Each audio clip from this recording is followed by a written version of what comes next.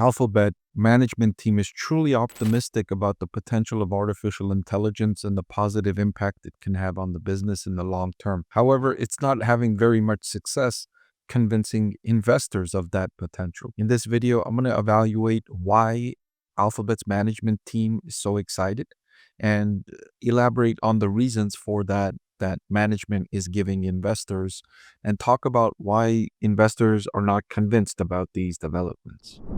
I want to thank the Motley Fool for sponsoring this video. Visit fool.com/Parkev for the 10 best stocks to buy now. So one of the ways Alphabet is demonstrating its confidence in the future success of artificial intelligence is by investing in the category. Not only are they putting out $75 billion in capital expenditures in 2025, but they're also going to hire some individuals to help them with this development. They expect some headcount growth in 2025 in key investment areas such as AI and cloud.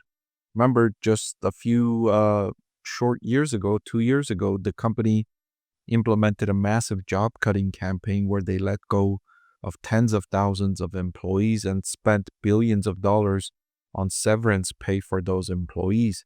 So Alphabet wanted to keep costs under control, and they've done a good job of that in the last 2 or 3 years. But now they're adding to their talent structure, and that's going to increase costs. And you might be wondering, well, why would they let go of tens of thousands of people just 2 years ago if they thought they were going to need to hire people in a short amount of time later? Wasn't that wasteful, all those billions of dollars in severance pay, and now they're going out and hiring people again? That's true to some degree, but it's different categories of hiring.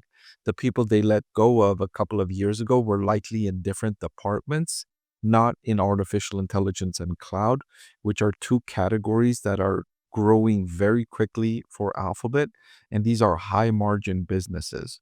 And so they perhaps let go of people in other departments so that they can make room to hire more people for artificial intelligence and cloud. Alphabet told investors that they're pleased with the momentum they're seeing in AI innovation and monetization. And monetization is the key. Investors are growing increasingly concerned that Alphabet is spending so much money on AI. Remember, they spent $50 billion on capital expenditures in 2024, and they're going to spend $75 billion in 2025, $125 billion in 2 years. Most of that is going to AI. And so investors are concerned that it's not going to bring back enough revenue and profit to make up for all of this money that Alphabet is spending in this category. Remember, Alphabet's revenue is a couple of $100 billion, so $200 to $300 billion annually.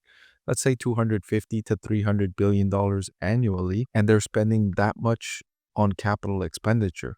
So that's why investors are not yet convinced, and they're a little skeptical with Alphabet. So they've been using AI to improve the performance of their ads business for well over a decade, and cloud is generating billions in annual revenue from AI infrastructure and Gen AI solutions. We're also excited about the potential through new experiences to users that will provide opportunities for monetization. And I look forward to sharing more progress throughout the year. And so here's an important distinction to make with Alphabet is that the business itself needs a lot of this AI computing power for itself without even thinking about what it's going to get from selling it to other businesses through its cloud segment. Alphabet can harness its AI, for instance, on YouTube to make the recommender systems better so that it surfaces content that you want to watch more frequently and avoids showing you any content that you are unlikely to watch. That improvement in itself will help Alphabet's business. Then you have its search engine business, which will also benefit from artificial intelligence surfacing the content that you're looking for, and especially now with their AI overviews, giving you the answers to your search queries more effectively. And of course, Alphabet has its own large language model, Gemini, that it's utilizing. and it's already charging customers for the premium version of that service. And then Alphabet can use AI for Gmail, for Google Sheets, for Google Docs. They have 7 different products that have over 2 billion monthly active users. So they can incorporate these AI capabilities internally to make all of those products better, enhance those products, make them more useful, and therefore increase engagement, which will then generate greater revenue generating opportunities for advertising, which is primarily how Alphabet generates revenue in its business. Speaking of AI overviews, that has taken the next step. It's playing out positive, as they indicated. The metrics look great, and we are obviously iterating on the experience, bringing better and better models, expanding to the number of queries where it works, and so on. There's a lot more to come, and I think we'll continue bringing AI in more powerful ways, in multimodal ways. So already, like I mentioned, they're harnessing the power of AI to enhance their search engine, Google Search, which is the primary reason why Alphabet stock is not performing better, or is trading, you can say, trading at such a low valuation. Alphabet stock is trading at a forward price to earnings of less than 20, which is incredibly cheap for a business with its characteristics. And the primary reason for that is the threat to its search business, right? Just yesterday, there was an article on CNBC where OpenAI announced that it now has 400 million weekly active users. That's up from 300 million just 2 months ago. So ChatGPT has already attracted 400 million weekly active users. And that's a threat to Google, because more and more the searches that you would go to Google for, you might go to ChatGPT for. And of course, that's fewer engagement opportunities for Google, and that's fewer revenue opportunities, because that's less ads that they will show, and they could potentially lose these customers permanently to ChatGPT, as ChatGPT serves these customers more effectively than Google Search, if they do that, if they indeed do that.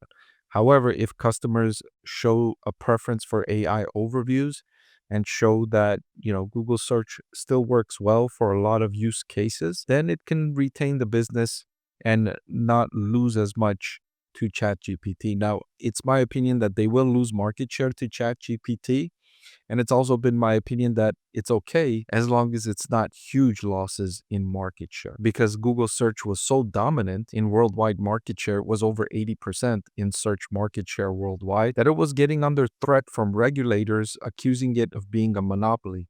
So for Google Search to lose some market share to ChatGPT is okay, as long as it's not excessive losses in market share. So for those reasons, Alphabet looks confident about its AI prospects, and from what I've seen so far, there's good reason for that confidence. Hey everyone, I'm excited to announce that my book is finally available for sale.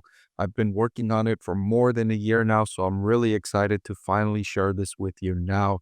It goes through my framework for evaluating stocks. Some of you often ask why I like this stock or why I like the other stock, and this framework provides you the things that I look at when I'm evaluating stocks. I've added the link in the description below.